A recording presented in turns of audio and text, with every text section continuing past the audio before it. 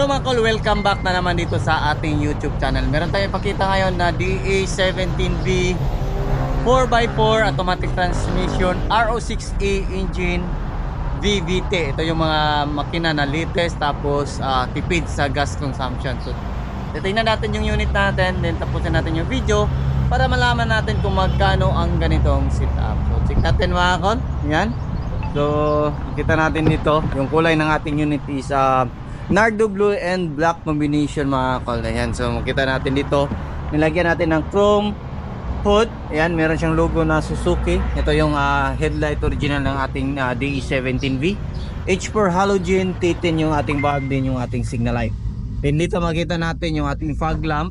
Yan, yung fog lamp natin is customized natin. Then yung kanyang housing is inspired po sa mga DE17W. So nilagyan natin dito ng steel bumper sa harap. Ayan, complete LTO registered na po yan mga kol. Ayan, dito makita natin fully tinted po yung unit natin. Ayan, so yung wiper natin, ayan, original pa yan. Then dito, yung side mirror natin is auto fold po yan. Ayan, dito meron din tayong customized na fender. Ayan, makita natin. So separate po yan mga kol. Then dito meron tayong 13 inches brand new mag wheels and brand new tire. So yung gulong natin is 165 by 80 R13. So made in Indonesia. So yan po yung gulong natin. So yung mga unit natin mga kol is yung ating harap is naka disc brake. Yan, so coil spring din. Kita natin. Then dito kompleto po siya sa rain visor. Meron tayong detachable carrier sa itaas, yan, gutter type. Yan. Yan po yung matibay na carrier. Then dito naman mga kol, makita natin, yan, nandun pa rin yung ating fender. Then lifted ng 2 inches. Ayan, brake drum yung ating likuran. Ayan, so coil spring yan. So naglagay tayo ng lift up kit ng 2 inches sa ating coil spring. So dito naman sa likuran mga kol, makita natin meron tayong customized na spoiler para sa ating unit. Ayan, dito makita natin meron tayong ladder. So napaganda ng ladder natin mga kol, magaan. Din dito naglagay tayo ng step board. Ayan, para pag merong apak dito sa likuran, hindi siya direct sa ating plastic na bumper. Ayan, so ito yung taillight ng mga DE17V. Ayan, so open natin dito, makita natin yan, meron tayong third seat na nilagay. Ito yung third seat natin. So pinold natin yung upuan natin yan sa gitna. Ayan, makita natin napakalawak po ng space ng ating DE17V. Ayan, kita natin. Ayun, oh. So bagong ceiling tilt yung nilagay natin. Ayan, oh, maganda. So malinis tingnan. Ayan. Then dito naman mga kol, meron tayong nilagay na 2.5 by 2.5 na awning tent from Overland Kings. So yung awning natin is brand is Adventure Kings. So ang ganahan nito is 2.5 yung haba, din 2.5 din yung palapa dito. Yun, no? So magandahan nito pag gusto niyo mag-camping, ayan, so mag-outing, napaka swak po nito. Pwede na kayong walang cottage na ER kila. Then yung kagandahan nito sa awning natin mga kung meron siyang extra light. Ayan, oh. Meron siyang light, isaksak lang natin sa ating 12 volts na adapter sa lighter. Ayan, oh. So manual sliding po ito mga kol. Ayan. So balik natin yung ating upuan dito. Ayun, oh. So ayan po yung upuan natin. So straight lang po siya mga kol. Then kasya po yung tatlo dito, tatlo or apat depende sa laki dito. Bawat upuan dyan is kasya po yung 2 tao. Ayan. So yan. Then dito meron tayong nilagay na extra mini fan. Yan po yung request ng ating customer para mas mabilis po yung lamig na makapasok dito sa likuran galing sa harap. Then dito naman check natin. So yan, power window yung harap. Yung kagandahan sa mga ganitong unit is meron siyang mga bottle holder dito, 1, 2, then meron din sa kabila. Ayan. So ito yung upuan natin. So yung kagana sa mga ganitong upuan is pwede natin yan i-move forward, din pwede natin yan i-move atras. Yan. So ganun din sa kabilang side. Then dito makita natin yung ating gas tank opener. Yan po yung gas tank opener natin mga kol. So nasa right side po siya. Then yung chassis number natin is nandito. Yan, lahat ng mga DE17 variant, DR17, DE17 is nandyan po yung ating chassis number. Yan.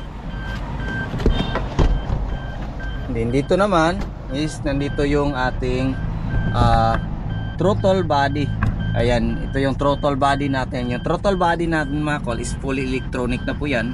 Wala po siyang cable kasi yung accelerator pedal natin is fully electronic. So yung ganda nito, napakatipid po sa gas kasi accurate po yung binabato ng information ng ating pedal papunta sa ating ECU. Ayan, nandito po yung ating ECU. Then ito yung ating alternator, aircon compressor. Then ito yung kung saan tayo mag-check ng engine oil. Ito yan. Then dito sa ating ATF or yung ating automatic transmission fluid. So yung maganda nito is Dixon 3 yung ilalagay natin. Yan po yung recommended na ATF. Yan. So dito yung ating main fuse box. Then ito yung ating air filter housing. So check natin sa kabila. Yan. Ang ganda oh. Diba? So Nardo blue and black combination. Napakaangas. So dito check natin.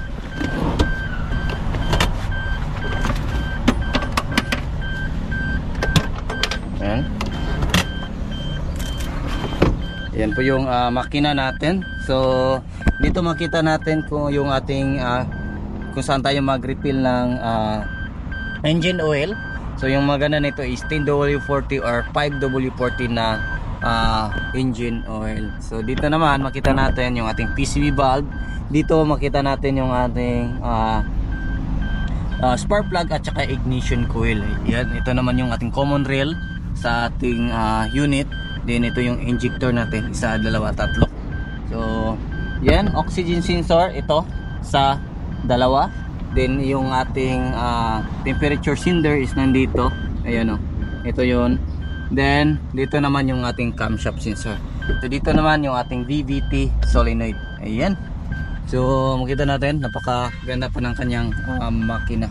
So ito yung makina na RO6E engine, VVT 49 horsepower, tapos 3 cylinder inline. Meron itong 12 valve, naka timing chain na po yung mga ganitong unit. So 660cc. Ayan. So pandarin natin yung makina natin. So 4x4 yung kanyang transmission. Ayan, makita natin yung kanyang 4x4 switch. Ayan, fog lamp switch. Then ito yung ating headlight adjuster or beam adjuster. So check natin. So yung mga ganitong unit mga call is naka EPS or electronic power steering. Ayan. So ayan, naka under na. Makita natin dito, naka-indicate yung kanyang 4x4 kasi naka-on dito. Then pwede natin yan i-off. Ayan. So wala na. So makita natin yung blue lights dyan is ibig sabihin naka cold start po yan. So after mainit na yung makina natin is mawala na po yung cold start dyan. Then ito is yung ating door indicator. So yung kanyang mileage is 138,197. Ayan. So dito naman meron tayong 9 inches Android touchscreen stereo with reverse camera. Dito sa gilid nandito yung ating overdrive switch, makita natin audio sa gilid ng neutral. Ayan. Then 4-speed automatic transmission basta meron siyang overdrive. Makita natin hanggang L po yan. Ayan. Reverse neutral drive to and L. Then dito naman yung ating aircon switch. Ayan. Then door adjust. Ayan, aircon. Then dito yung ating hazard switch. Try naman yung ating reverse. Ayan. Yan po yung reverse natin. Ayan, kita natin sa likuran natin. Ayan. So yan po yung dashboard natin is back to original po yung ating kulay. Yan, kita natin, no? Kaangas. Then dito meron tayong center mirror. Then ito yung ating lagayan sa taas. So sa mga power window na mga unit, meron talagang lagayan dito katulad nito. Ayan. So power window. Ayan. Auto fold. Ayan, function, left and right. Then ito yung headlight, yung mirror adjust natin. So yan yung kagandahan nito. Ayan. Napaka-angas ng unit natin mga kapal. So yan. So dito naman sa gilid makita natin yung ating tire range. Then yung ating jack. Ayan yung jack natin. Yan. So check natin dito sa hood natin. Yun o, naka-hazard. No. So open natin dito yung hood opener.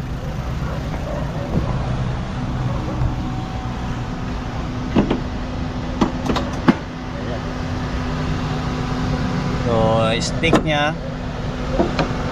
Then ito yung ating coolant reservoir. So high pressurized na po, wala na po siyang radiator cap. Then dito yung ating brake fluid reservoir. Then yung ating windshield washer reservoir. So yan po yung unit natin ngayon mga kol, na full sit up natin.